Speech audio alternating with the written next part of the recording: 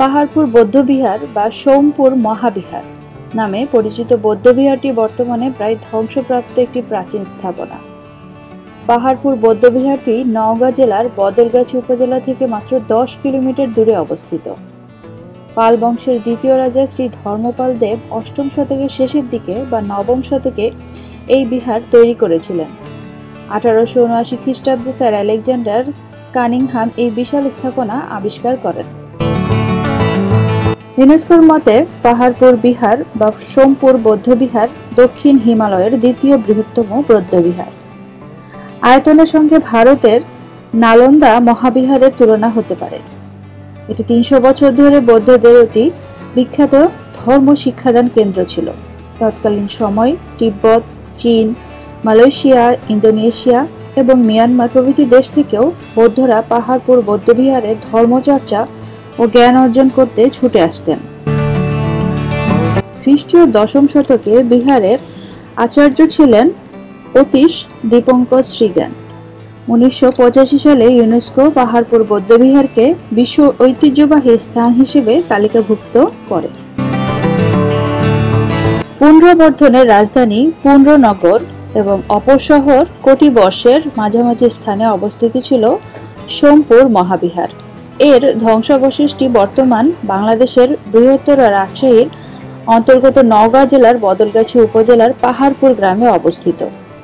অপরদিকে জয়পুরহাট জেলার Jamalganj rail station থেকে এর দূরত্ব পশ্চিম দিকে মাত্র 5 কিলোমিটার। গ্রামের মধ্যে প্রায় 0.10 বর্গ কিলোমিটার অঞ্চল জুড়ে এই পুরাকৃতিটি অবস্থিত। প্রত্নতান্ত্রিক এই নিদর্শনটির ভূমি পরিকল্পনা চতুর্ভুজ আকৃতির। এটি বাংলাদেশের উত্তরবঙ্গের প্রশ্নাবন সমভূমিতে অবস্থিত। পসনাই স্টোসিন যুগের বরেন্দ্র নামক অনুচ্চ এলাকার অন্তর্ভুক্ত। মাটিতে লৌহজাত পদার্থের উপস্থিতির কারণে মাটি লালচে। অবশ্য বর্তমানে এই মাটি অধিকাংশ স্থানে পললের নিচে ঢাকা পড়েছে।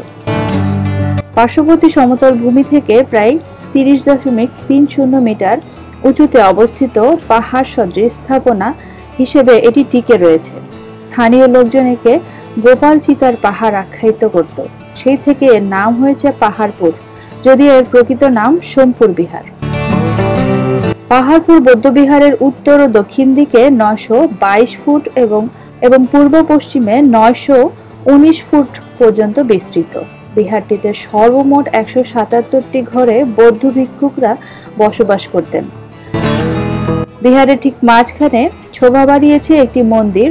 তার দৈর্ঘ্য 400 ফুট ও প্রস্থ 350 ফুট। পাহাড়পুর বৌদ্ধবিহারের মূল বেষ্টনী প্রায় 20 ফুট চওড়া। বেষ্টনীর ভেতরে আরেকটি বৌদ্ধ মন্দির দেখতে পাওয়া যায়। চতুষ্কোণাকার পাহাড়পুর বিহারের চারদিক চওড়া সীমানা প্রাচীর দিয়ে ঘেরা ছিল।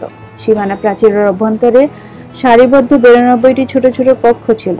বিহারের উত্তর দিকের মধ্যে প্রধান প্রবেশপথ রয়েছে।